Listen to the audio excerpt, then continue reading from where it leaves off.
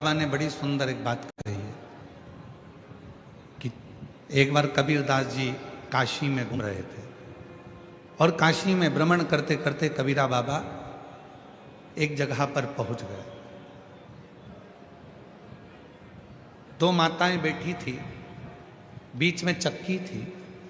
कबीरदास जी देख रहे थे, वो चक्की चला रही थी। एक उधर बैठी, एक इधर बैठी और दोनों मिलके चक्की चला दो। थोड़ी देर कबीरदास जी वहां रुक गए।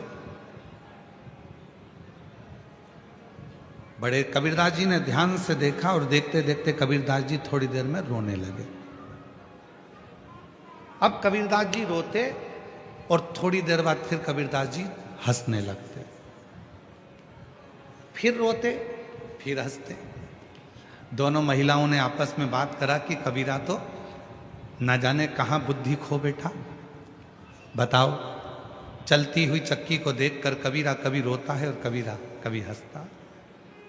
और चलती चक्की देख कर दिया कबीरा रो, दो पाटन के बीच में और साबुत रहा ना। अब कबीरा रो रहे हैं। गांव के लोग इकट्ठे हो गए, काशी के सारे। उन्होंने पास में कबीरदास जी के खड़े होकर देखा तो कभी रो रहे थे, कभी हंस रहे थे, फिर रो रहे थे, फिर हंस रहे थे।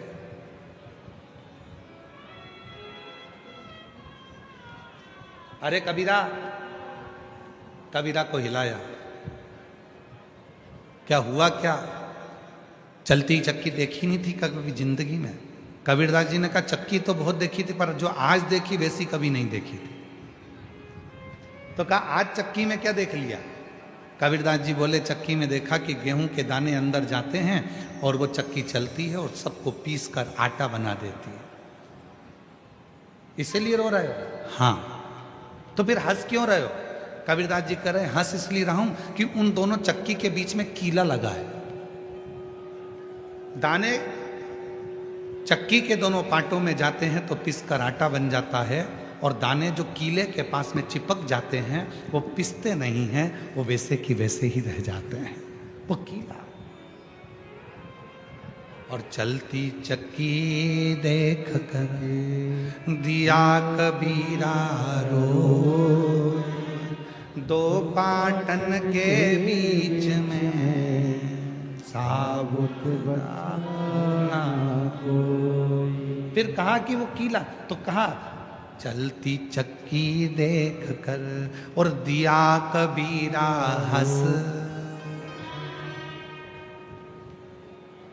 दो पाटन के बीच में और दाने रह गए फंस।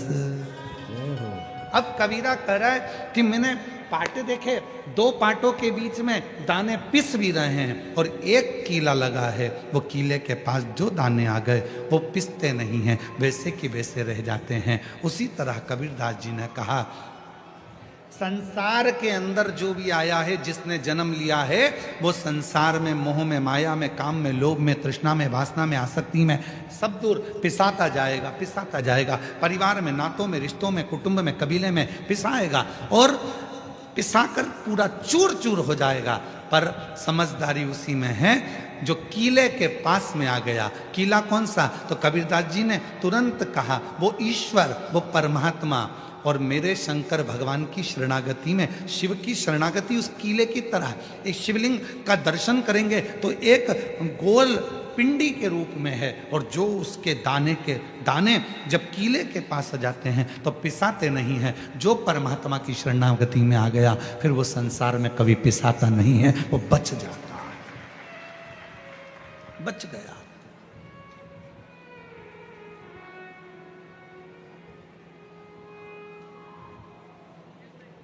भेजो अपने बच्चों को मंदिर तक, भेजो अपने बेटा बेटी को कि शंकर जी को एक लोटा जल चढ़ा।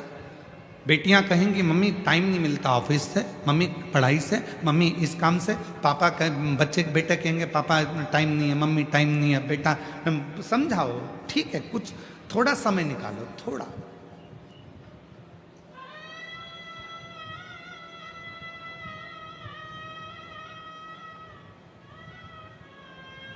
जब व्यक्ति बीमार होता है, एक्सीडेंट होता है, वेंटिलेटर पर पड़ा रहता है, उसके घर में पैसा भी होता है, रिश्तेदार भी होते हैं, खाने के लिए भी होता है, पैसे लगाने वाले अटैची भर के पैसे रखते हैं, डॉक्टर से कहते हैं तुम्हें जितना पैसा लगाना लगाओ, पर मेरे व्यक्ति को जिंदा कर दो, मेरे व्यक्ति को अच्छा कर दो। उसको जो लगे, मैं कर्जा कर लूंगी, कर्जा ले दूंगी, मैं अपनी रकम बेच दूंगी, मैं अपनी जायदाद बेच दूंगी, पर इसको अच्छा कर दो डॉक्टर साहब, इसको अच्छा कर दो। मकान गिरवे रख दिया, जमीन गिरवे रख दी, गहने गिरवे रख दिए, बच्चे दिन रात काम करते रहे उस व्यक्ति को ठीक करने के लिए। पर याद रखना, पैसा दवाई खरीद सकता है, पैसा पलंग खरीद सकता है हॉस्पिटल का, पैसा वेंटिलेटर खरीद सकता है, पर पैसा श्वास नहीं खरीद सकता। श्वास बढ़ाने की जवाबदारी तो वो प्राणपति परमात्मा भगवान शिव की ही है। धड़कने, श्वास कितनी देना है, कितनी प्रदान करना है, उसकी जवाबदारी उसकी है।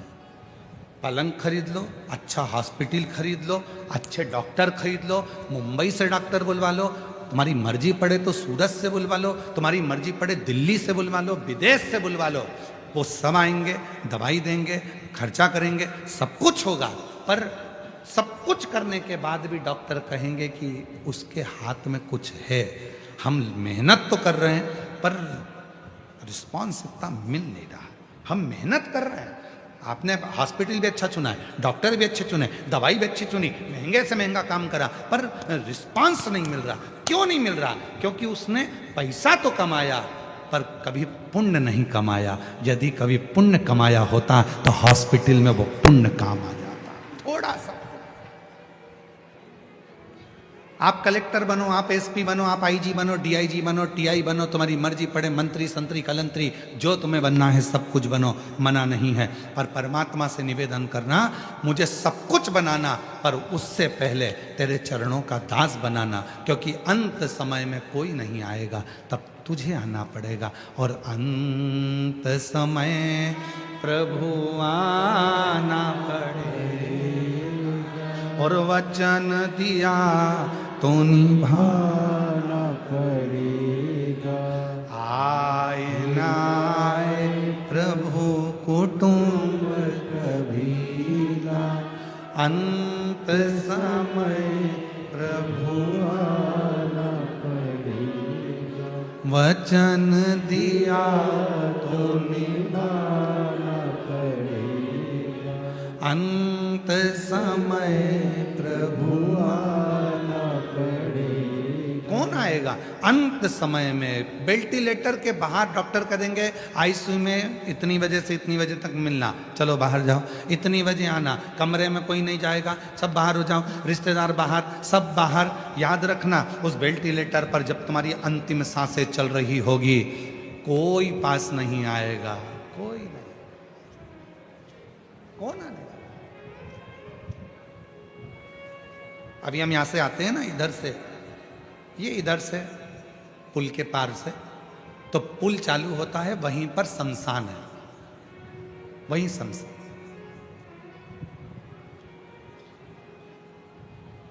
जिस दिन कथा चालू हुई थी उसके दूसरे दिन भी हमने देखा था कि कोई का अंतिम संस्कार हो रहा था। चिता पर अकेला व्यक्ति लेटा हुआ है, बाकी के सारे रिश्तेदार छांव में बैठे हुए हैं, पेड़ के सब छांव। उसमें बेटा भी होगा, उसमें बेटी भी होगी, उसमें जमाई भी होगा, उसमें पति भी होगा, उसमें काका भी होगा, उसमें मामा भी होगा, उसमें रिश्तेदार भी होंगे। जो रिश्तेदार तुम्हारे धन के चक्कर में तुम्हें एक मिनट नहीं छोड़ते थे, आज वो तुम्हें चिता में लेटाकर छांव में पेड़ की बैठे हैं और बीड़ी सुलग कर बीड़ी धुनक रहे हैं।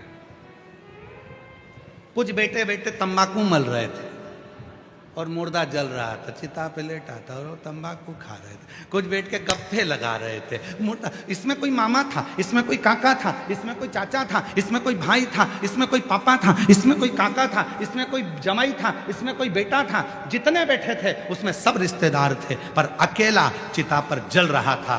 उस समय पर कोई नहीं था, कोई नहीं। जब तन में उठेगी ज्वाला, कोई पास न आने वाला। जब तन में उठेगी ज्वाला, कोई पास न आने वाला। भक्तों की सुन के पुकार रे, तू नंदी लेकर आ जाना। जब काका नहीं आएगा, मामा नहीं आएगा, फूफा नहीं आएगा, दामाद नहीं आएगा, बेटा नहीं आएगा, छोरा नहीं आएगा, रिश्तेदार नहीं आएंगे, तब याद रखना तुमने जो शिव महापुराण की कथा को पंडाल में भूसावल के सुना है, वो नंदी लेकर देवाधिदेव महादेव तेरी आखिरी श्वास में दिया है, वो आएगा। जब तन में उठेगी ज्वाला, आग लग रही है, कोई नहीं आ रहा पास में। जब तन में उठेगी ज्वाला, कोई पास ना आने वाला। किसी के पास टाइम नहीं है। आज के जमाने में सबके पास समय इतनी कमी हो गई कि मुर्दे को जलाना है तो भी मोटरसाइकिल साथ लेकर जाते हैं, कितनी जल्दी जलेगा, और वहां भी इंतजार करते, जल्दी करो जल्दी करो जल्दी करो जल्दी करो।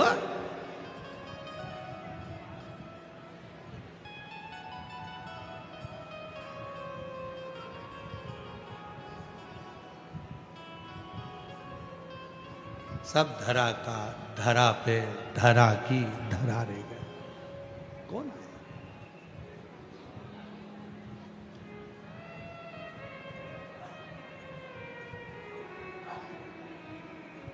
किसका इंतजार, कौन करे, कौन? फिर याद आ गई वही वाली लाइन जो हमने पूना में भी गुनगुनाई थी और पहले भी गुनगुनाई थी। वही वही आपको आती है ना, सबको सब बोलना। और भीड़ में तन्हाई में, प्यार की गहराई में, मुझे तुम याद आते हो, मुझे तुम याद आते हो। बहुत उलझ गए संसार सागर में, रिश्तों में, नातों में, कुटुंब में, कबीले में कोई नहीं आएगा। तब भीड़ में तन्हाई में, प्यार की गहराई में, मुझे तुम याद आते हो, मुझे तुम याद आते हो। कब याद आएगा परमात्मा, कब याद आएगा तुम्हारा एक लोटा जल, कब याद आएगी तुम्हें शिव महापुराण की कथा? जब तुम्हें उलझन आती है तब शिव याद आता है, जब तुम्हें तकलीफ आती है तब शिव याद आता है, जब तुम बहुत तकलीफ में अड़ जाते हो तब पड़ोसन से जाकर पूछते हैं, क्यों वो सियोर वाले महाराज ने वो बताया था, वो कैसे करना चाहिए, तब तुम्हें याद आएगा कि शिव पुराण में मैंने ये सुना है, शंकर की कथा में मैंने ये स्मरण किया है, शिव की कथा में मैंने ये सुना है, मुझे तुम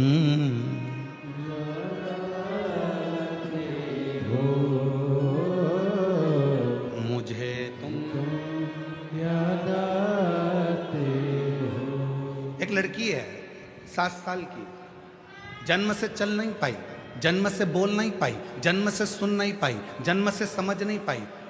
डॉक्टर ने उसको विकलांग का सर्टिफिकेट दे दिया, क्योंकि ना उसका पाँव काम करता है, ना हाथ काम करता है, ना विवेक काम करता है, ना बुद्धि काम करती है, ना बोलती है, ना सुनती है, पलंग पर पड़ी रहती है। मात्र 7 साल हो गए। मैं बेबाबाई काशीनाथ चांदने, ग्राम जामनेर, जिला जलगांव, मेरा मोबाइल नंबर ये है। मैं बेबाबाई काशीनाथ चांदने, ग्राम जामनेर, जिला जलगांव, मोबाइल नंबर ये। कहीं बैठी हो तो हाथ हिला सकती हैं। आप ही हैं? बेटी आई है क्या साथ में? है? बेटी आई हो तो उसको ला सकते हो, हाँ ले आओ। ना बेटी चलती थी, ना बेटी बोलती थी, ना बेटी उठ सकती थी, ना बोल सकती थी, ना समझ सकती थी, ना सुन सकती थी। अब इसमें बेटी ना तो बोले, ना चले, ना पलंग पर पड़ी रहती थी। डॉक्टरों ने विकलांग का सर्टिफिकेट दे दिया। एक बार किसी को पानी चढ़ाते हुए देखा तो पूछ लिया, क्यों तुम रोज मंदिर जाती जाती दिखती हो, क्या बात है? तो कहा टीवी पर वो सियोर वाला महाराज आता है, प्रदीप मिश्रा, कथा कहता है, दिल से सुनो, उसको सुनकर तुम भी मंदिर जाओ। हम कथा सुनने लगे, आस्था चैनल पर मंदिर जाने लगे। शिव जी को जल चढ़ाती, वो जल लाकर अपनी बेटी के शरीर पर लगा देती। बेटी के शरीर पर लगाते लगाते, क्योंकि आस तो पूरी खत्म हो गई थी, क्योंकि डॉक्टर ने विकलांग का सर्टिफिकेट दे दिया था, आस पूरी खत्म हो गई थी, पर रोज जाती, हिम्मत नहीं छोड़ी, क्योंकि आप कहते हो कि अगर उस बाप पर भरोसा है शिव पर, तो वो ठीक कर कर ही रहेगा। जल लाती, बेटी के शरीर को लगाती। आज मैं बाबा को धन्यवाद देने के लिए आई हूँ। आज मेरी बेटी चलने भी लगी, बोलने भी लगी, और बाबा की कृपा से सुनने भी लगी। मैं बाबा को धन्यवाद देना चाहती हूँ। मुझे तुम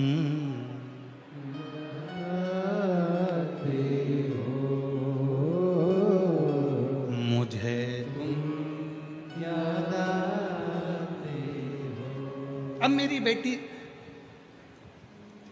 गुरुजी अब पत्र देखिए, अब वहां बोलने लग गई, चलने भी लग गई और सुनने भी लग गई।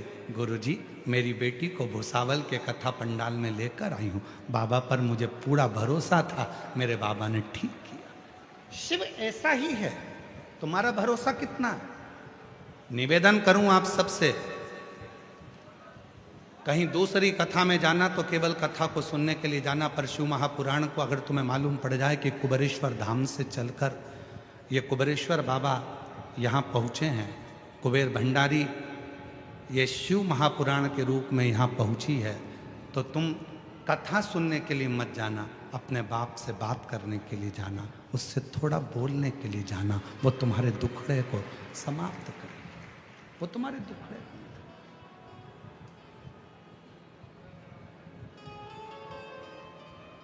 वो तुम्हारे दुखड़े को समाप्त करे। जो पलंग पर से नहीं उठी, जो कभी बोल नहीं सकी, जो कभी चल ना सकी,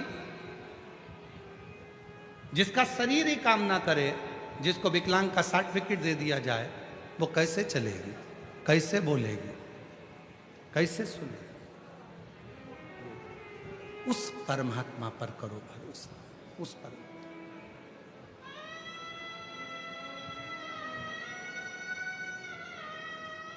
मैंने तेरे ही भरोसे बाबा, तेरे ही भरोसे हवा बिच उड़ती जाई, बाबा डोर हतो छड़ीला कटी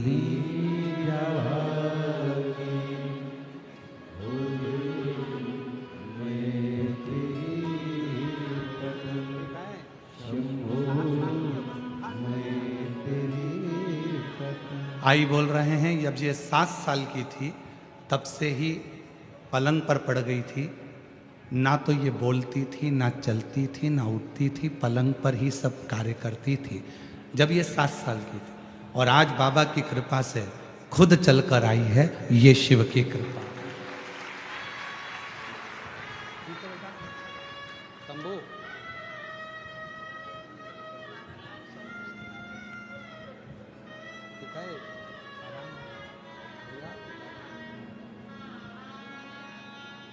7 साल की जब अवस्था थी, हम सोचे 7 वर्ष की, 7 वर्ष की जब अवस्था थी तब से पलंग पर पड़ी। 7 वर्ष उठना। और आज कितनी खुशी होगी जब भले अवस्था बढ़ गई पर चलना फिरना चालू हो गया, बोलना प्रारंभ हो गया। दुनिया की कितनी बड़ी खुशी उसको प्राप्त हुई होगी, जरा विचार करिए, विचार। एक बहन ने तो ढोल भेजी है मेरे को, ढोल।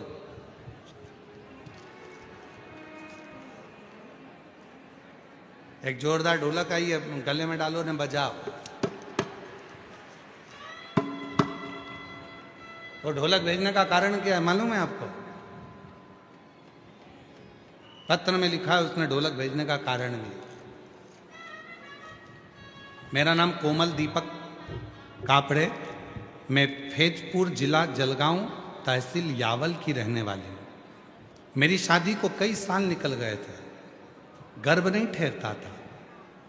जितने लोग मिलते थे वो केवल मुझे अपशब्द कहते थे, ताना देते थे और पूरे मोहल्ले में मेरे लिए गली गलत बात कहते थे। इसे ढोलक पीट पीट के कहते थे कि ये तो बांझ है, इसको औलाद नहीं हो सकती। इसलिए आज व्यासपीठ पे ढोलक चढ़ा रही हूं, क्योंकि मेरे बाबा ने मेरी गोदी भर दी और मुझे मां बना दिया, इसलिए ढोलक चढ़ा रही हूं। लोगों ने ढोल पीटा था कि ये कभी मां नहीं बन सकती, ढोल पीटा। अब हम भी ढोल पीट रहे हैं, अब तो बन गई।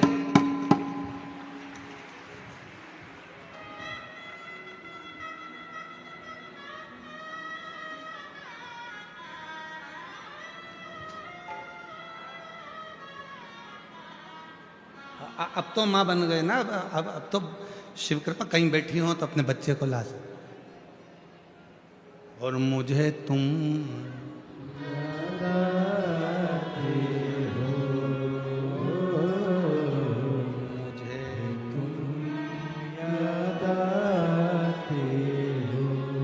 भाई, वो शिव है, वो शंकर है, वो ओघड़दानी है। ओघड़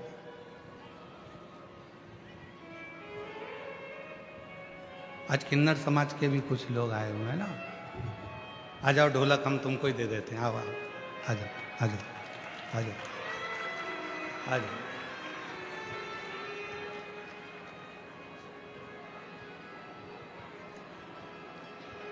पधारो पधारो।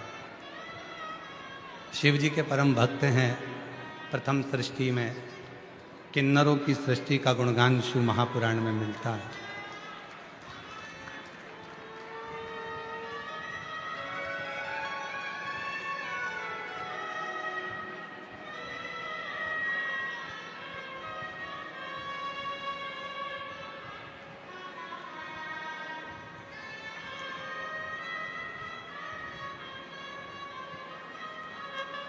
जो जैसी भावना लाया वो वैसा ही फल पाया, नहीं खाली उसे लौटाया वो मन ही मन हर्षा, और कर दिया माला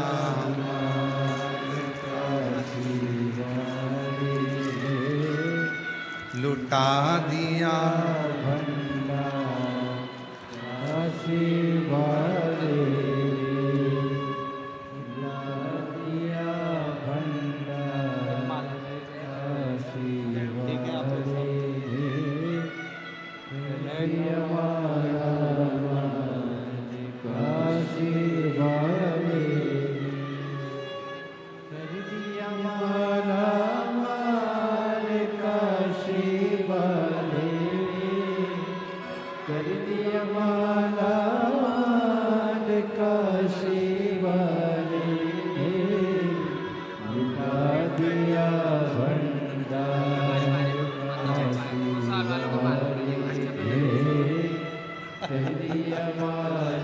जोरदार ताली बजाएं।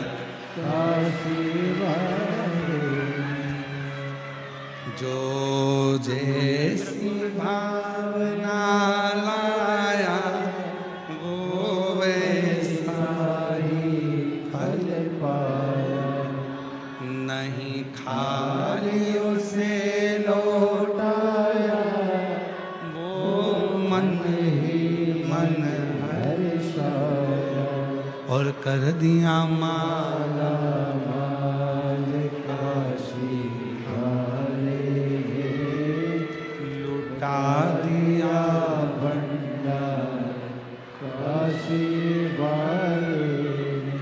अपने बच्चों को शिव मंदिर तक भेजने का प्रयास, शिवालय तक भेजो।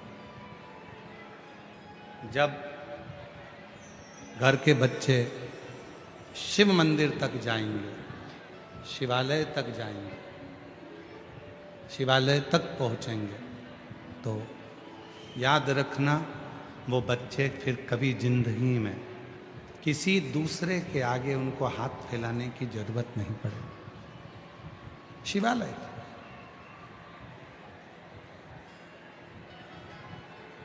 शिव तत्व में उनको रमने दो। शिव तत्व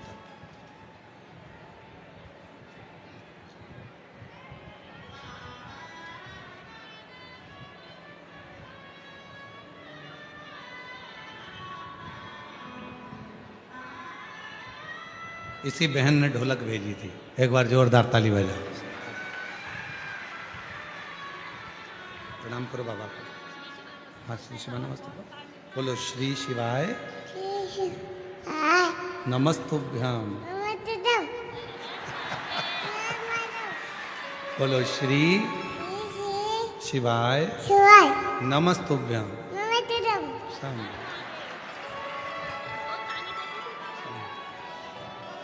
जी कह रही है, इतना ताना देते थे गुरुजी, लोग अपशब्द कहने में पीछे नहीं हटते थे।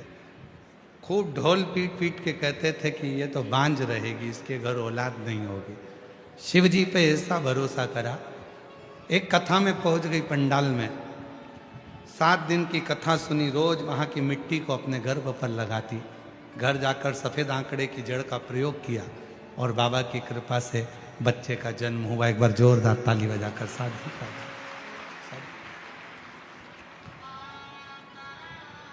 एक विश्वास, एक भरोसा, और जब भरोसा और विश्वास दृढ़ होता है तो शिव को मिलने में देरी नहीं होती। शिव मिलता है।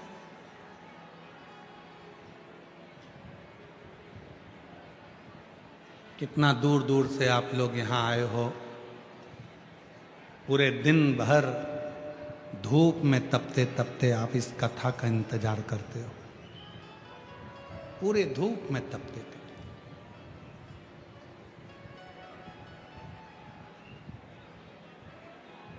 इस मन को परमात्मा तक लगाने का प्रयास करते हो कि कैसे भी शिव हमारे मन की बात को सुन, श्रवण कर, धारण कर।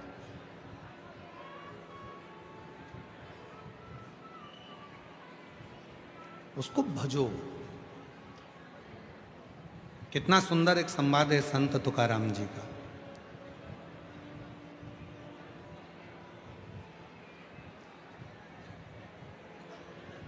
और आप लोगों तो भुसावल नगर के हो। ताप्ती पुराण में माँ ताप्ती के तट पर भुसावल की बड़ी महत्वता आई है। उसमें कपिलेश्वर महादेव का वर्णन बड़ा सुंदर आया।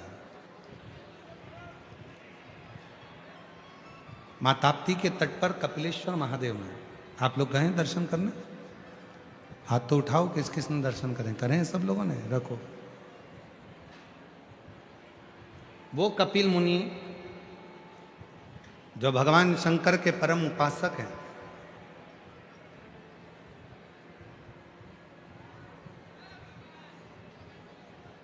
वो कपिल मुनि जिनके आश्रम में ले जाने के लिए स्वयं शंकर भगवान ने गंगा को अपने मस्तक पर धारण किया, वो कपिल मुनि जो अपनी माता देवहूति को ज्ञान उपदेश देते हैं, और वो कपिल मुनि जो निरंतर शिव साधना में डूबे रहते हैं, उन कपिल मुनि ने माँ ताप्ती के तट पर बैठकर भगवान शंकर की जब साधना करना प्रारंभ करी थी, तो भगवान शंकर ने यही भुसावल क्षेत्र में माँ ताप्ती के तट पर स्वयं प्रकट होकर कपिल मुनि को दर्शन दिया। वो कपिलेश्वर महादेव आज भी विराजमान है भुसावल नगर में, भुसावल क्षेत्र में। भुसावल से शायद थोड़ी ही दूरी पर कुछ किलोमीटर पर ही ताप्ती के तट पर ही उनका स्थान है। ताप्ती पुराण में इसका वर्णन है, ताप्ती पुराण में इसका वर्णन आता है, ताप्ती परिक्रमा में भी इसका वर्णन आता है। तो जरा विचार करिए कि भुसावल की भूमि कोई साधारण भूमि नहीं है। यदि भुसावल नगर को देखा जाए तो दुनिया में भुसावल को यदि केवल देखा जाए तो भुसावल के चारों कोने में चले जाओ, चारों दिशा में चले जाओ, भुसावल के चारों कोने में, जैसे भारत भूमि के चार कोने पर चार पीठ बने हुए हैं, चार कोने पर चार देव स्थान बने हुए हैं, इधर रामेश्वर है, उधर बद्रीनाथ है, उधर द्वारका है, उधर जगन्नाथ है, उसी तरह जैसे इधर केदारनाथ हैं। तो ये जैसे चार स्थान अलग अलग भारत की भूमि को सुरक्षित रखते हैं, वैसे भुसावल की भूमि को भी भगवान शंकर के चार ऐसे प्राचीन मंदिर भुसावल के चार कोने में हैं जहां पर भुसावल को सुरक्षित रखते हैं।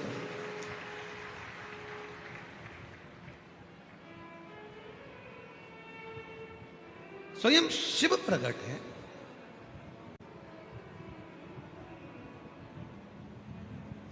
अब उसको साधो, उसको जानो, और जो जान गया वही श्रेष्ठ है। संत तुकाराम जी का बड़ा सुंदर एक प्रसंग आता है, संत तुकाराम जी का बड़ा सुंदर प्रसंग।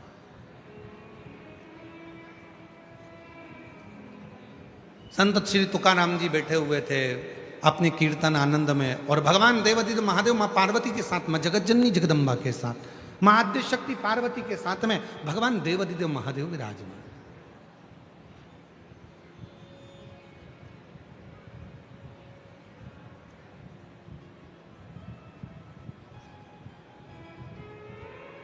तुकाराम जी अपनी मस्ती में कीर्तन कर रहे थे।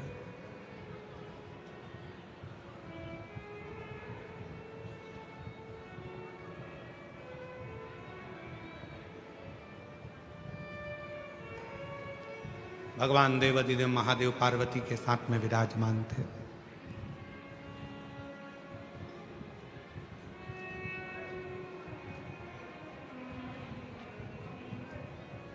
पार्वती जी संत तुकाराम जी के कीर्तन को सुनती सुनती इतनी बेसुध हो गई थी कि उनको घर की भी सुध नहीं थी। महाराष्ट्र के वो संत तुकाराम जी जब कीर्तन कर रहे हैं तो मां पार्वती जी बेसुध हो गई हैं। इतना इतना उनकी सुध पूरी कीर्तन में डूब चुकी है, पूरी कीर्तन कुछ स्मरण ही नहीं है, बस हाँ विठला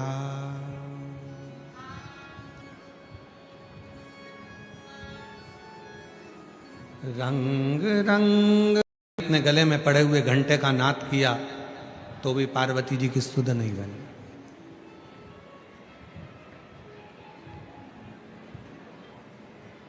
स्वयं भोले बाबा ने देखा कि भगवान श्री गणेश जी महाराज पुकार रहे हैं, कार्तिकेय जी पुकार रहे हैं, तो भी पार्वती को सुध नहीं। थोड़ा ध्यान देना, भारत की भूमि के संत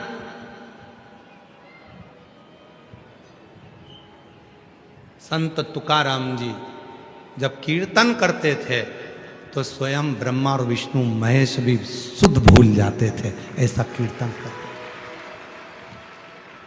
ऐसा कीर्तन हमें, आपको और हमको तो गौरव होना चाहिए, और सबसे ज्यादा गौरव तो महाराष्ट्र के लोगों को होना चाहिए कि संत तुकाराम हमारे महाराष्ट्र के वो संत जब कीर्तन करते थे तो माँ आद्य शक्ति, माँ जगतजननी पार्वती सुध भूल जाती, उनकी ध्यान नहीं रहता।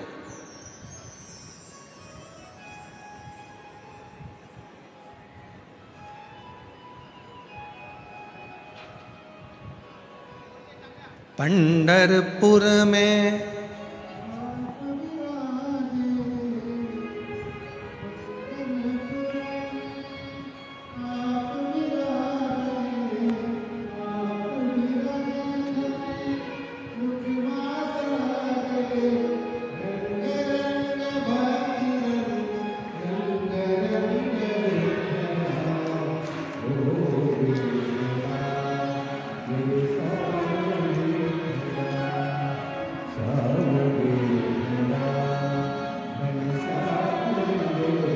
संत तुकाराम जी जब भजन गा रहे हैं, माता का सुध नहीं है, माँ पार्वती जी सुध भूली। भगवान भोलेनाथ जी ने डमरू का नाद किया तब पार्वती जी की सुध गई। उठी, शिव जी के पास पहुंची, आज बाबा भोलेनाथ जी के पास पार्वती तो जाकर बैठी ही थी, इतनी देर में भगवान श्री हरि का आगमन हो गया।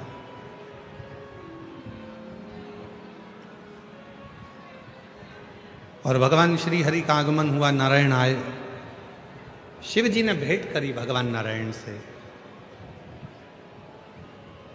पार्वती जी के चेहरे पर एक अलग सी चमक थी। कहते हैं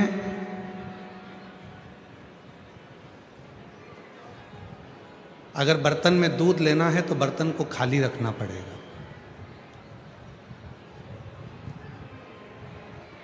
तुम्हारी जो पानी की बोतल है उसमें अगर पानी भरना है तो पहले बोतल का पानी खाली करना पड़ेगा, तब तो दूसरा पानी भराएगा। और अगर भरी हुई बोतल है और उसी में तुम पानी डालते जाओगे तो वो पानी तो नीचे गिर जाएगा। पात्र खाली होगा तो उसमें कुछ भर सकते हो। शिव महापुराण भी यही कहती है।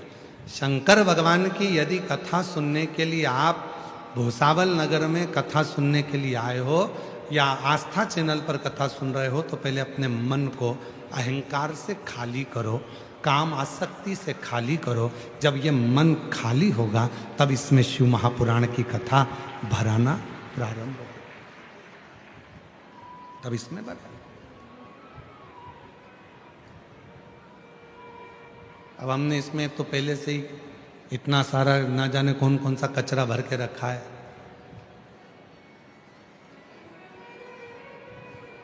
अच्छा, कितना आश्चर्य होता है ना, आप लोग भंडारे में जाते हो भोजन करने के लिए तो पूरी प्लेट एकदम साफ होना चाहिए। कितने ज्ञानवान हो आप सब लोग, कितने विद्वान हो सभी लोग। भोजन करने गए तो प्लेट साफ चाहिए और भजन करने बैठे तो मन साफ नहीं है।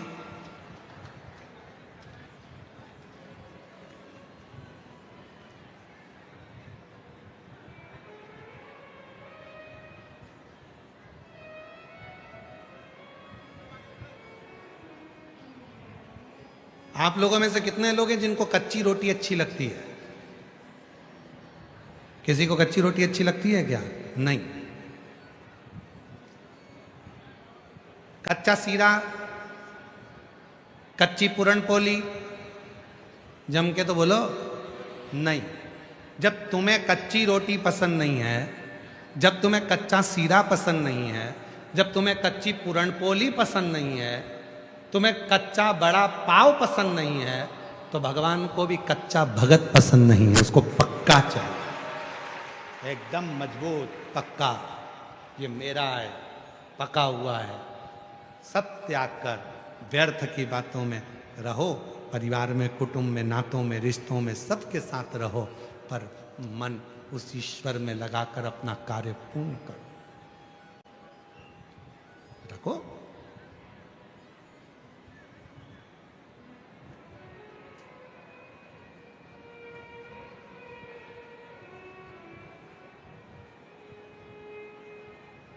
रंग रंग पांडुरंग रंग रंग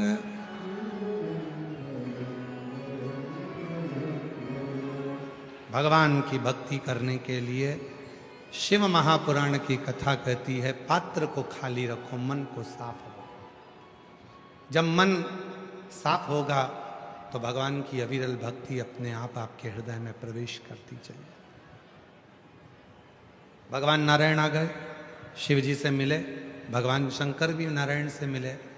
तब पार्वती माता के चेहरे पर बड़ी सुंदर प्रसन्नता थी और एकदम चेहरा पार्वती जी का उज्जवल हो रहा था।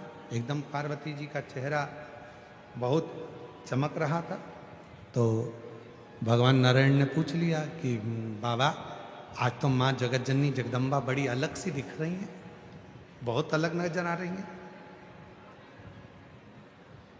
भजन का, सत्संग का, कीर्तन का, कथा का असर आपके चेहरे पर दिखना चाहिए। तुम लगे कि लगा?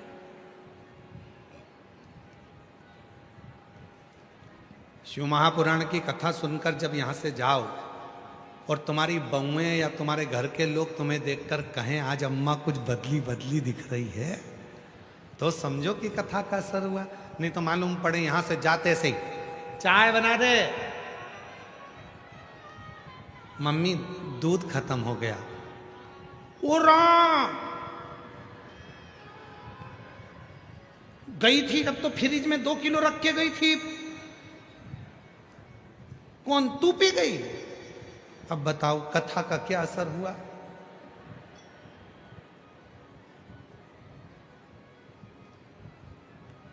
चल रहने दे। अच्छा,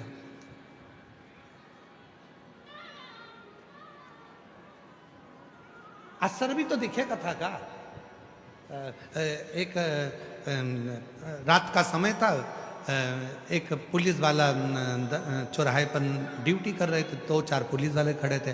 अब उसमें एक रात को एक व्यक्ति बैग लेकर आया। अब वो बैग लेकर आया तो बैग लेकर जा रहा था, पुलिस वालों को लगा कि चोर है, उनको लगा कि चोर है। उन्होंने रोका, रुक, बैग में क्या है?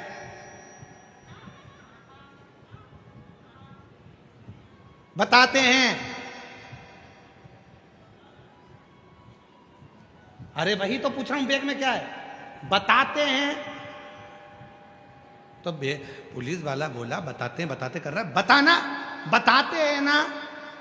अब वो बार बार बताते हैं बताते करे तो पुलिस वाले को गुस्सा आ गया, उसने गाड़ी में बिठाया, थाने ले गया। थाने में ले जाके टीआई की सर इसको बहुत देर से पूछ रहे हैं बैग में क्या है, तो एक ही बात कहता है। तो टीआई ने भी पूछा क्या है तेरे बैग में? बताते हैं। अरे बैग में क्या है? बताते हैं ना। अब इतने में पुलिस वाले को, टीआई को भी गुस्सा आ गया, उसने तुरंत कांस्टेबल से किया चल इसका बैग खोल। जो बैग खोला तो उसमें से बतासे निकले, बतासे। इतने में टीआई ने कहा इसमें तो बतासे। इतने में वो बोला मैं तो तब से बोला बताते हैं बताते हैं बताते हैं। इतने में टीआई बोला कांस्टेबल से थोड़ा तोत रहा है, इसको घर छोड़िए। थोड़ा अब बोल रहा था बतासे हैं पर निकल रहा था बताते हैं।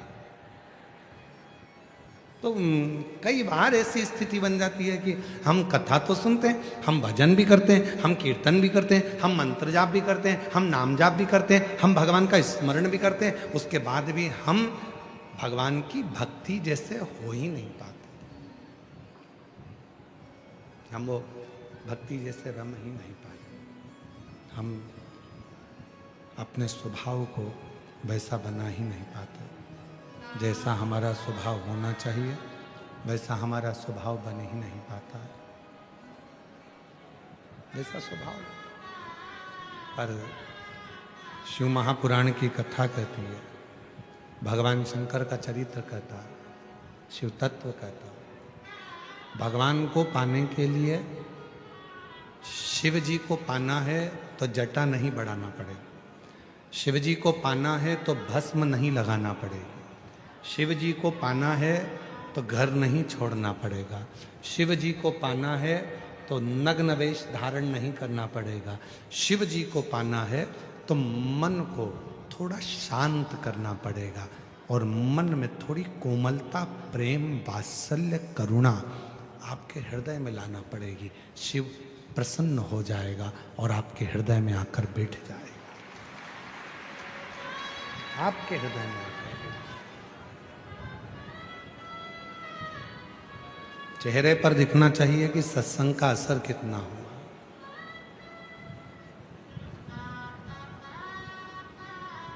चेहरे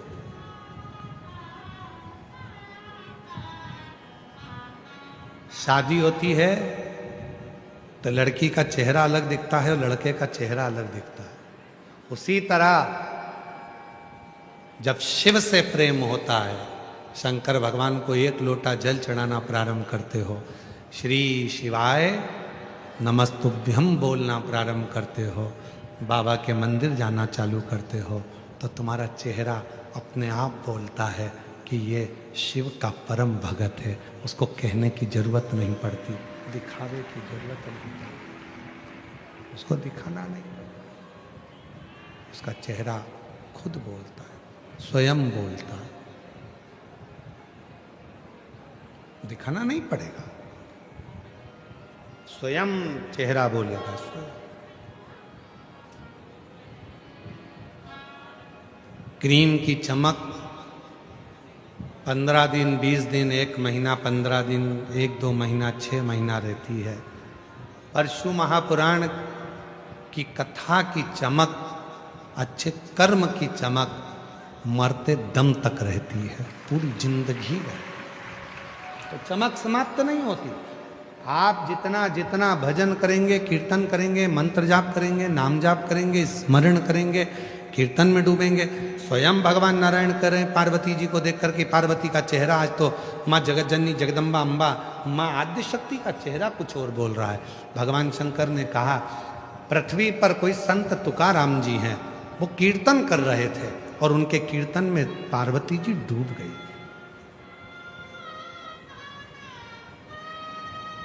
उनके कीर्तन में पार्वती जी डूब गई। तब तो भगवान नारायण ने कहा, पांडुरंगा हरि ने कहा, विठोबा ने कहा, विठल नाथ ने कहा, प्रभु यदि पार्वती जी कीर्तन में इतना डूब रही हैं तो एक बार आप भी तो जाकर तुकाराम जी की थोड़ी बहुत परीक्षा लिया।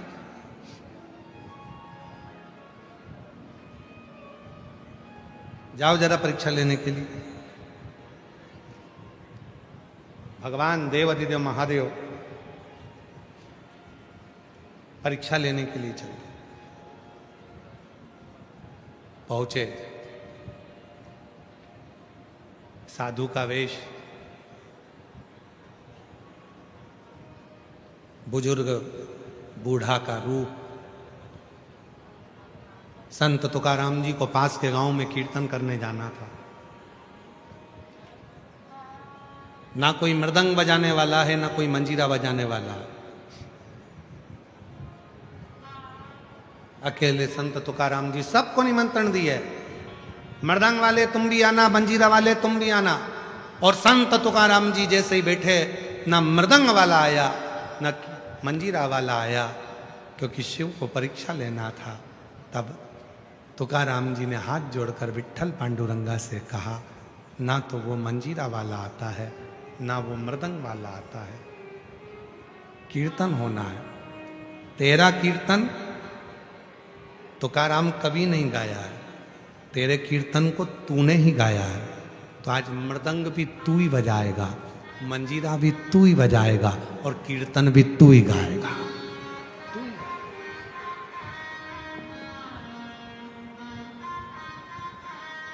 तुझे ही गाना।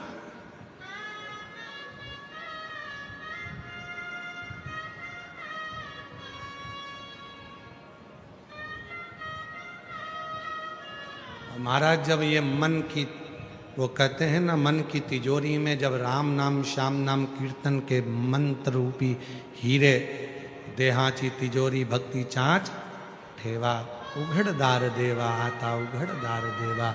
जब हृदय की तिजोरी में भगवान के मंत्र विराजमान होते हैं तो सुख मिलता है।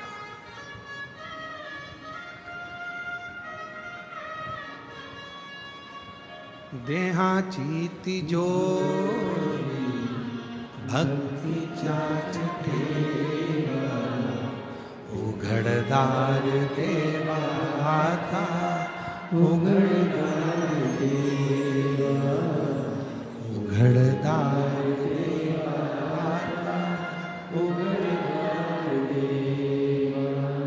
भगवान मृदंग बजा रहे हैं,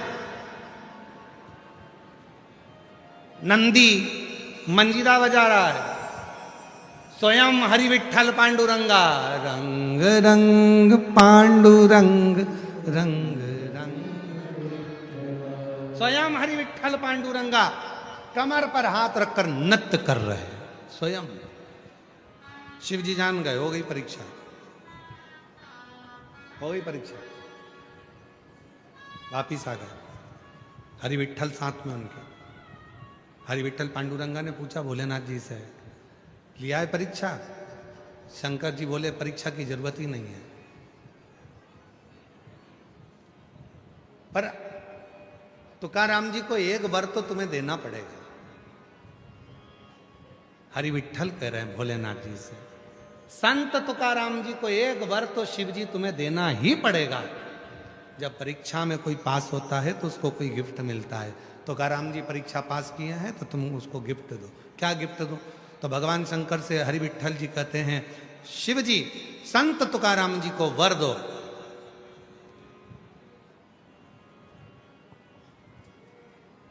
कि संत तुकाराम जी जिन अभंग को गाए, संत तुकाराम जी जो पद गाए, जो कीर्तन गाए, वो बेलपत्र की तरह एकदम हल्के कोमल श्री नारायण हरि पांडुरंगा विट्ठल के मस्तक पर सजते चले जाए, सजते चले।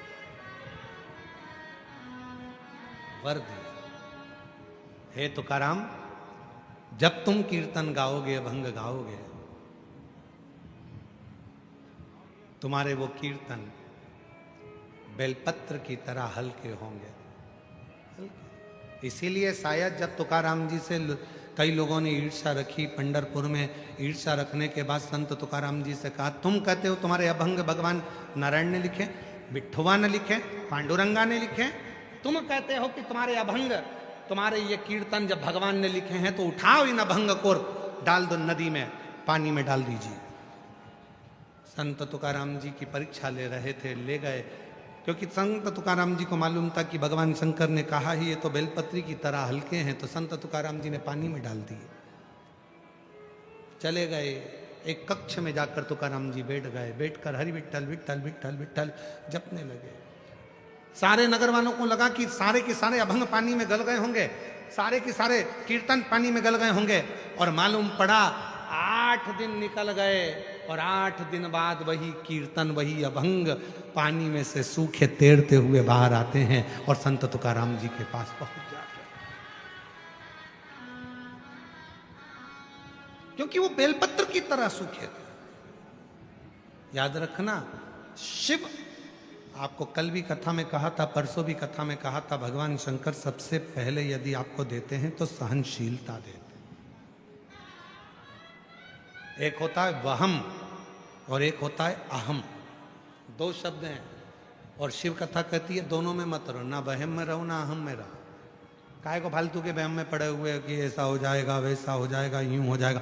कई लोगों को वहम रहता है, दिन भर वहम में पड़े रहते हैं। लड़के को मैंने वहां पुणे पढ़ने भेजा है, कहीं कुछ हो गया तो वहम में पड़ गई। बेटी को पढ़ने के लिए मैं हैदराबाद भेज रही, कुछ हो गया तो वहम में पड़ गई। किसी ने हाथ देख कर कह दिया 4 एक्सीडेंट होंगे। अब तो घर में भी चल रही है तो संभल के चल रही है, और बाथरूम में फिसल गई, पहला ही हो गया। ले बहम में क्यों फंसना, सीधे सीधे चलो। हम तो बाबा के भरोसे चल ना, हम में ना। एक पत्र है, अच्छा है, देखिए।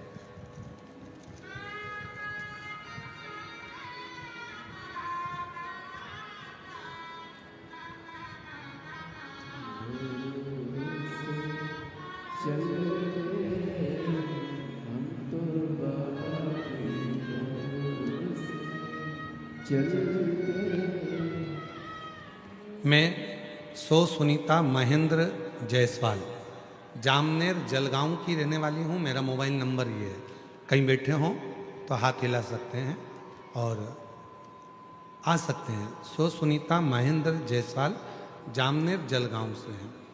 गुरुदेव, शिव महापुराण, पार्थिव शिवलिंग, प्रदोष व्रत और बाबा के रुद्राक्ष का वर्णन करना चाहती हूँ। मेरे पति की तबीयत 22 जनवरी को अचानक से खराब हो गई, पेट में दर्द हुआ, जलगांव के अस्पताल में उनको लेकर गए।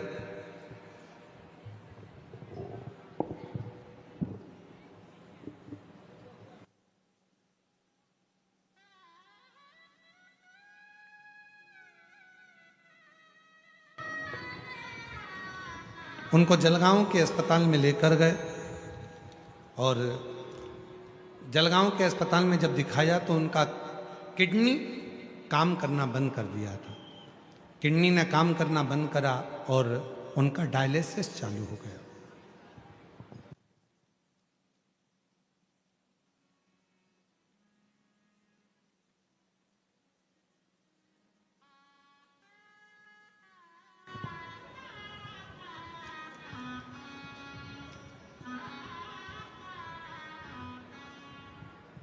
उनको हॉस्पिटल में भर्ती करा, डायलिसिस चालू हो गया।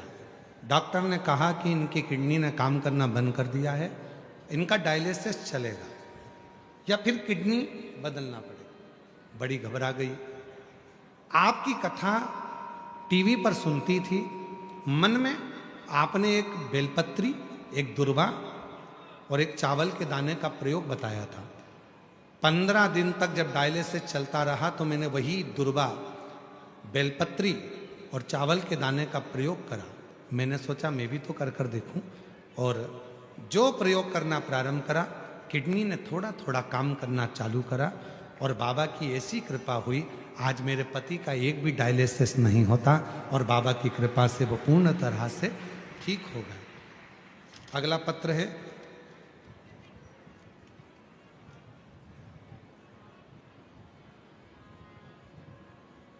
मैं निकिता प्रशांत भारवे, मेरा मोबाइल नंबर ये है। मैं जूना सतारा बेणी माता नगर भुसावल की रहने वाली हूँ। एक लोटे जल का क्या गुणगान करूं गुरुदेव। एक लोटा जल मतलब सारी समस्या का हल।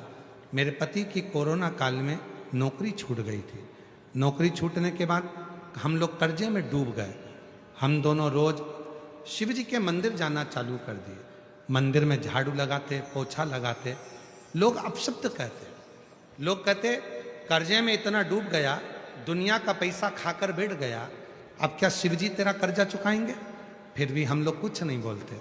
हम लोग आपके मुख से सुने थे कि कथा के पंडाल में बैठकर जो मांगो वो मिलता है। हम 2023 में अक्टूबर के महीने में नागपुर में आपकी 5 दिन की कथा हुई, और नागपुर में 5 दिन की कथा हुई थी। वो कथा में मेरे पति ने और मेरे 2 साल के बच्चे ने पूरे 5 दिन की कथा सुनी। हमने बड़नगरी, फाटा, जलगांव, 40 गांव में जो कथा हुई वो भी श्रवण करी। बाबा की मिट्टी शरीर पर लगाते, थोड़ी सी मिट्टी उठाकर घर पर लाते, उसको पटक देते कथा की मिट्टी।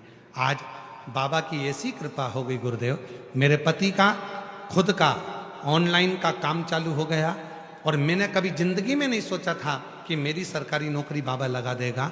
आज मेरी महिला बाल विकास विभाग में बाबा की कृपा से नौकरी भी लग गई, मेरे पति का भी काम चालू हो गया, सारा कर्जा चुक गया। बाबा की कृपा से मकान, गाड़ी, बंगला सब बाबा ने कर दिया। ये शिव की कृपा है, हम कर्जे से मुक्त हो गए।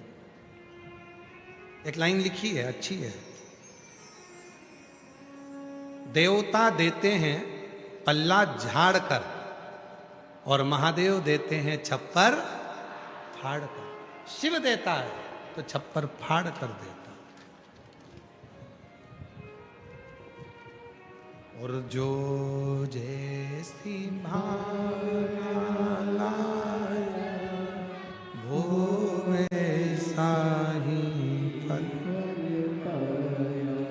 नहीं खाली उसे लौटाया वो मन ही मन हर्षा, कर दिया माला माल काशी, लुटा दिया भंडार काशी। जिस भाव से आए, जो विचार लेकर आए, जो सोच कर आए, दिल से अगर बाबा से कहते हो, दिल से अगर बाबा से प्रार्थना करते हो, दिल से अगर निवेदन करते हो, दिल से बाबा को अपने मन का भाव करते हो, तो बाबा उसको स्वीकार जरूर करता है। बाबा उसको स्वीकार जरूर करेगा। आप हृदय से, दिल से बाबा को अपने मन का जब भाव कहो, श्री शिवाय नमस्तुभ्यम जब कहते हो, बाबा से अपने मन का भाव कहते हो, तो बाबा उसे सुनता है, स्वीकार करता है।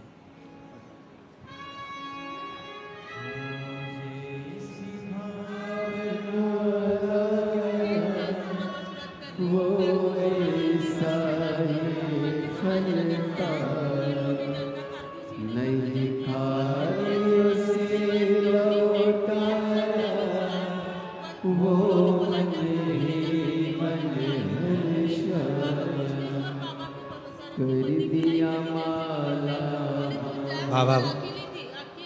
दीदी बोल रही है उनका किडनी, लीवर, पेनक्रिया सब डैमेज हो गया है। डॉक्टर ने कह दिया था कि घर ले जा, जितने दिन सेवा कर सकती उतने दिन कर ले। बाबा के भरोसे आती है, एक भी दिन ऐसा नहीं जाता जिस दिन पार्थिव शिवलिंग नहीं बनाती है। जब से डॉक्टर ने कह दिया कि बस इसकी सेवा कर, उम्र नहीं है, तब से बाबा का पार्थिव लिंग बना रही है। और आज बाबा की ऐसी कृपा है कि किडनी भी काम कर रही है, लीवर भी काम कर रहा है, पेनक्रिया भी काम कर रही है। रोते नहीं अब तो आंसू पोछो, पहले आंसू पोछो, अच्छे खुश हो, आंसू पोछ के जाओ, आंसू पोछो पहले।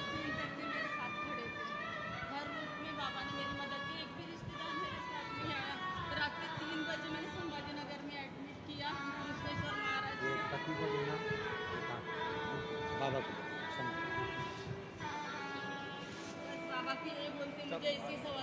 बाबा की कृपा, शिव शिव, उस पर विश्वास है। अभी आपको कथा के मध्य में कहा था, आप लोगों को वर्णन किया था कि जब पलंग पर पड़े होगे, पलंग पर जब होगे तो कोई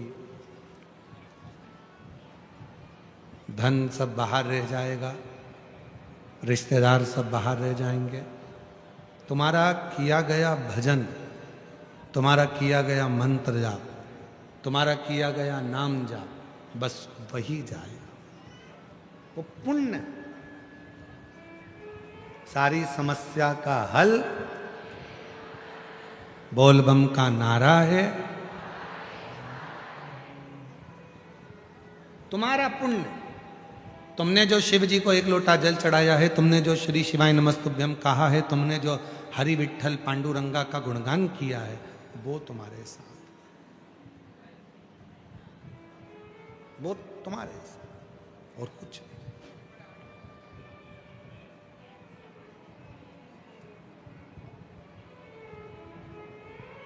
महाराज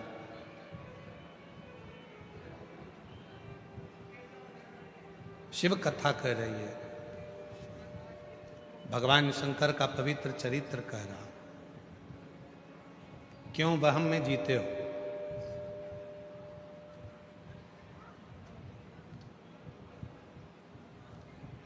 चंद्रदेव का अभिमान चंद्रमा को नीचे गिरा दिया।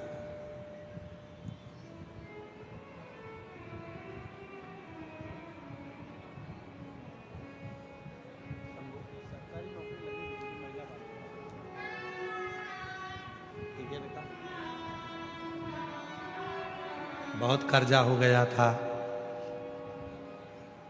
लोग ताना देने लगे थे, कुछ भी नहीं था। बेटा बोल रहा है, दोनों ने विचार कर लिया था कि सुसाइड कर लेंगे, मर जाएंगे, क्योंकि लोग ताना इतना देते थे, इतना कर्जा हो गया था। मरने का जिस दिन प्लान किया, उसके कुछ देर पहले टीवी पर कथा आ गई। सुनते से ही मन में विश्वास हो गया कि उस योर वाला बाबा कहता है कि पंडाल में बैठकर जो मांगोगे वो मिलेगा। गए यहाँ से सीधे नागपुर, 5 दिन की कथा चल रही थी, पंडाल में बैठ गए, उसकी मिट्टी को शरीर पर लगाया, बल आया, मिट्टी उठाकर लाए, घर में डाल दी। 40 गांव कथा सुनी, जल गांव कथा सुनी, प्रार्थना करते रहे। आज बाबा की कृपा से पूरा कर्जा चुक गया, खुद की काम चालू कर दिया, बेटी की स्वयं की सरकारी नौकरी लग गई और शिव कृपा और बाबा की कृपा से संतान में भी वृद्धि हो गई। बेटा था, एक बेटी भी बाबा ने दे दी है। जोरदार ताली बजाएं, शिव शंकर। आओ घड़ी। दुनिया के लोगों को लगता है केवल शिव पुराण की कथा है, पर ना ना ना, आप आयो, दिल से प्रार्थना करो, विनय करो, उसको बोलो, उसको हृदय से कहो। 300-400 किलोमीटर की दूरी भी हो तो एक दिन निकालकर बाबा कुबेरेश्वर महादेव की इस पवित्र भुसावल की कथा में, और हम तो जयपुर वालों से भी कहेंगे, आपके जयपुर में जब कथा हो 20 से 26 मार्च, आसपास के जितने क्षेत्रवासी हैं, दिल से बाबा से प्रार्थना करने पंडाल में पहुंचो। 1 बजे से 4 बजे तक उस कथा का रस तत्व ग्रहण करो, देगा देगी।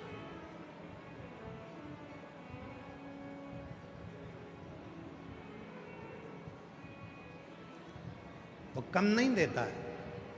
देवता देते हैं पल्ला झाड़ कर और महादेव देता है छप्पर फाड़ कर। कोई जल्दी बनता है, कोई लेट बनता है, शिव को जल चढ़ाने वाला एक दिन सेठ जरूर बनता है। सेठ जरूर, थोड़ा समय लग सकता है, थोड़ा समय लग सकता है।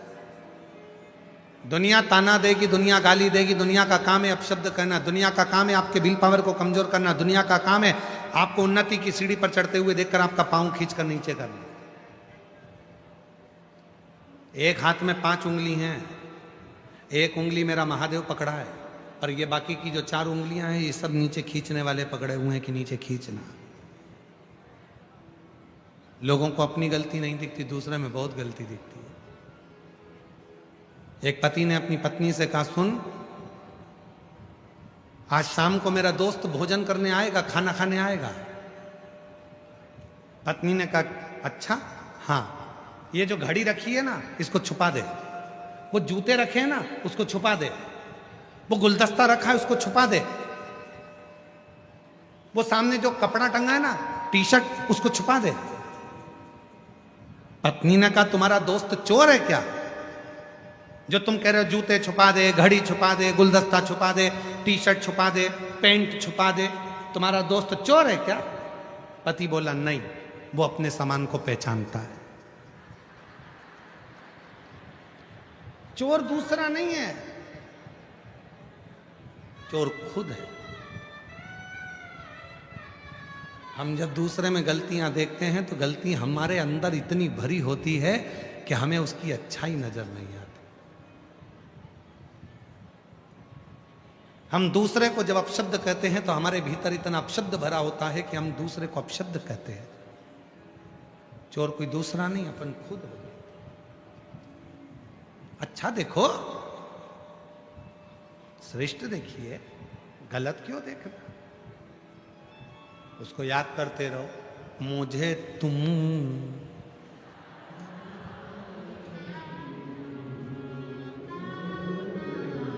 मुझे तुम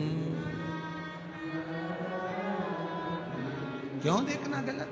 अच्छा देखो, अच्छा विचार करो, अच्छी सोच रखो, अच्छी दृष्टि रखो, अपने आप अच्छा होगा। समय आया,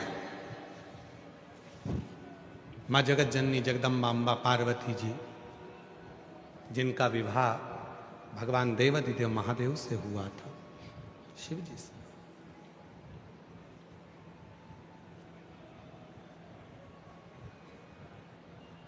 कैलाश लेकर चले गए भगवान शंकर।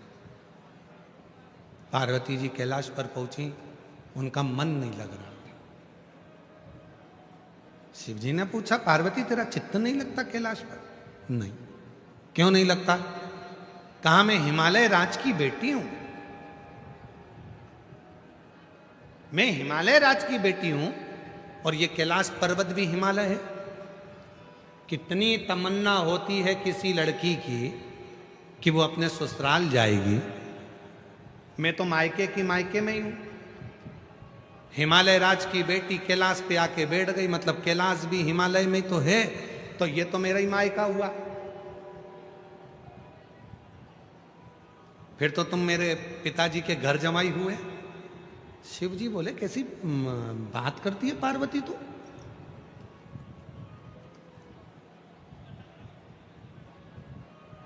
ये तेरा मायका है? हाँ, मुझे ससुराल जाना है। होता है किसी किसी के मन में भाव आ जाता है कि भगवान ऐसा करना कि मेरे घर में मेरी जहाँ शादी हो वहाँ मुझे अच्छा ससुराल। आप कई बेटियाँ बैठी, एक लड़की थी, वो भगवान से रोज प्रार्थना करती थी, भगवान जहाँ मेरी शादी हो वहाँ मुझे सास जरूर मिले, भगवान ऐसी कृपा करना मुझे सासू मिले, हे भगवान मुझे सासू मिले।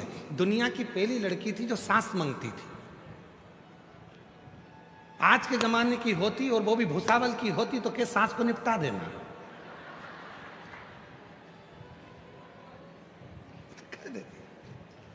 भगवान ऐसे घर में शादी करना जहां सासू ना हो। पर वो लड़की रोज भगवान से कहती, बाबा मेरी शादी करना, तो लड़की बोले मेरी सास जरूर हो, सास जरूर हो। और जहां उसकी शादी हुई ना, वहां उसको सास ही नहीं मिली। इतनी रोई घर जाके, इतनी रोई, मेरी तो सास नहीं है, मेरी तो सास नहीं है। बड़ी दुखी हो गई, दुखी हो गई। तो एक दिन उसके मन में आया, कुछ भी हो, मैं सास भले मेरी नहीं है, परंतु मैं एक नई सास ले आऊंगी। और जितना घर में लोहे का सामान था, तगाड़ी, फावड़ा, गेती, कुर्सी लोहे की, सारी ले गई लोहार की दुकान पे। सबको गलवा के लोहे की सास बनवा लाई। उसको साड़ी पहना के, सिर पे पल्लू वल्लू डाल के, और उसको बिठा दिया कुर्सी पे। सास से पूछती, माँ सब्जी काहे की बनाऊं? सास से पूछती, माँ रोटी काहे की बनाऊं? माँ चाय बना के लाऊं क्या? सास से पूछती। एक दिन पति आया, पति ने पूछा, खेत पे जाना था काम करने, यहां तगाड़ी रखी थी, फावड़ा रखा था, गेती रखी थी, कहां है? पत्नी बोली, वो तो मैं सब गलवा के सास बनवा लाई। पति को आया गुस्सा, मूर्ख, पागल, अकल नहीं है तेरे में? तेरे बाप ने ये सिखाया है? अरे मेरी मां मर गई थी तो दूसरी बनाने की जरूरत क्या थी? उठाई लोहे की सास को और बाहर फेंक दिया पति ने, और इसको भी धक्के मारकर निकाल दिया, निकल यहां से। बेचारी रोती रोती कहां जाए। सास को उठाया गोदी में, चढ़ गई पेड़ के ऊपर। सोचा कल पति का गुस्सा कम हो जाएगा, जब सास को लेकर वापस घर में चली जाऊंगी। रात को कहां जाऊं, ऊपर चढ़ गई। ऊपर चढ़ी सास को लेके, रात को आ गए चोर। जिस पेड़ के ऊपर वो चढ़ के बैठी थी, उसी पेड़ के नीचे चोर बैठ गए। चोरों ने अपना चोरी का सामान वहीं पर नीचे खोला, हिस्सा कर रहे थे, बांट रहे थे, और बांट रहे थे नीचे बैठ के। इसको आ रही थी ऊपर नींद, और नींद के झोंके में जो गोदी में रखी थी सास, वो गिर गई नीचे।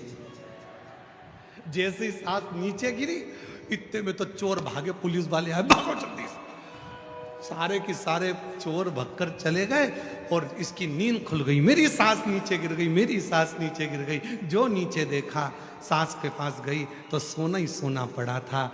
खुश हो गई, बताओ मेरी सास ने मुझे इतना सोना दिया। पोटली बांधी सोने की, सिर पे रखी, बाजू में सास। पहुंच गई दरवाजे पे, कोनी से मारे, दरवाजे को खोलो खोलो खोलो। पति चिल्ला कर आया, फिर आ गई तू आधी रात को, दरवाजा तो खोलो। जैसे पति ने दरवाजा खोला, इसने सारा सोना दिखाया। दिखाते से पति बोला, अंदर जाओ, अंदर। अब तो गाड़ी बंगला सारा एक नंबर का हो गया।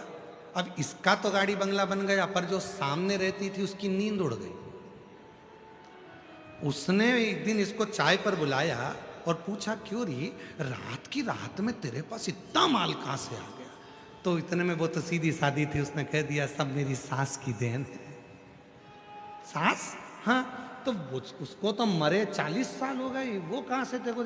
मेरी सास मर गई थी, सास नहीं थी। भगवान से रोज कहती थी मेरी सास मिले, सास नहीं मिली। तो मेरे घर में जितना लोहे का सामान था सब गला के मैंने लोहे की सास बना ली।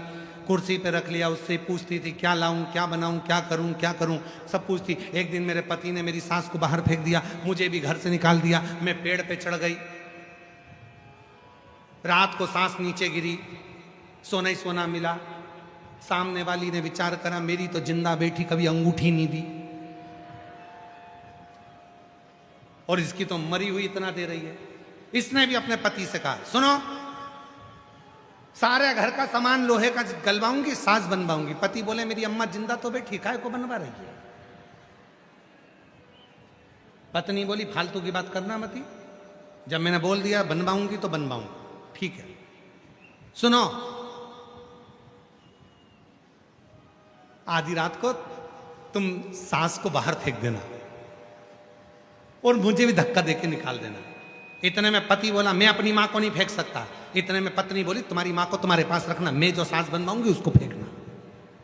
पति ने कहा ठीक है। अब देखा देखी में तो काम बिगड़ता ही है। जैसा जैसा उसने बोला वैसा वैसा किया। रात को निकाल भी दिया, पेड़ पे चढ़ भी गई। चढ़ने के बाद सुबह सुबह रात्रि का समय था, चोर आ भी गए और आने के बाद वो सोना बांटने लगे। इतनी देर में जो लोहे की सांस थी वो नीचे गिरी। गिरते से ही इतने में तुरंत चोरों ने विचार करा, अभी 1 महीने पहले भी ऐसा ही हुआ था, पुलिस वाले नहीं है, जरूर ऊपर कोई बैठा है। जो देखा तो एक बेटी थी, उसको नीचे उतारा, खूब मारा डपट के, मुंडा लाल, हाथ पैर लाल, और जितने कान में पहनी थी वो भी ले गए, गले में पहनी थी वो भी ले गए।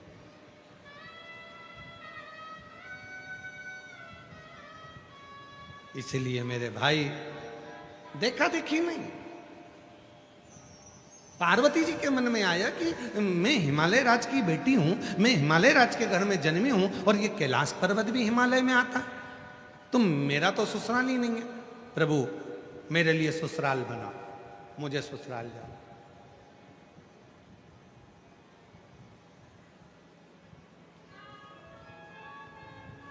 मेरे लिए ससुराल बनाओ।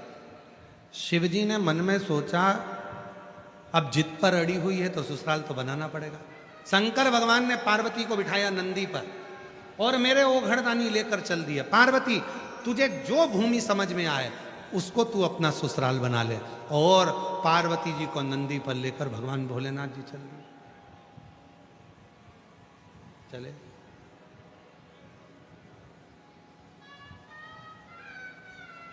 महाराज,